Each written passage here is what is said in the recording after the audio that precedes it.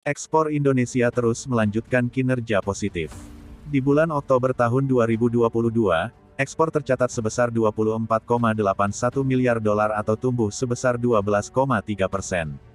Peningkatan ekspor tersebut didorong oleh komoditas unggulan seperti produk sawit, bahan bakar mineral, dan besi baja.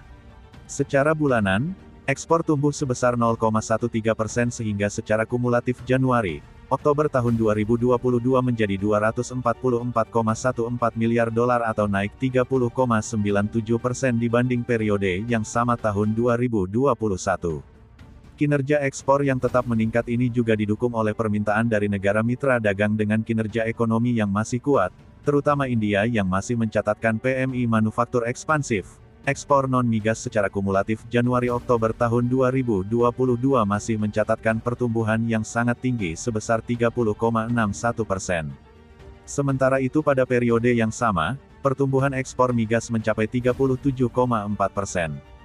Dari sisi sektoral, sektor pertambangan mencatatkan pertumbuhan tertinggi sebesar 82,68%, disusul sektor manufaktur yang tumbuh mencapai 20,4%, sementara sektor pertanian tumbuh 14,17%.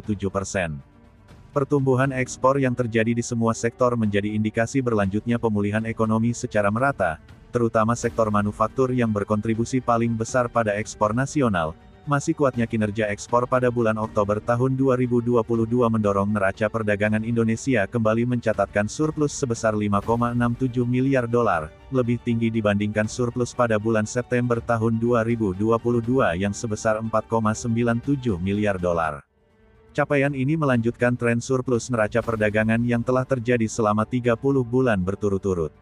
Secara kumulatif, surplus neraca perdagangan sejak Januari hingga Oktober tahun 2022 mencapai 45,52 miliar dolar, jauh lebih tinggi dari surplus Januari hingga Oktober tahun 2021 30,9 miliar dolar, dan bahkan melebihi total surplus selama tahun 2021 35,42 miliar dolar.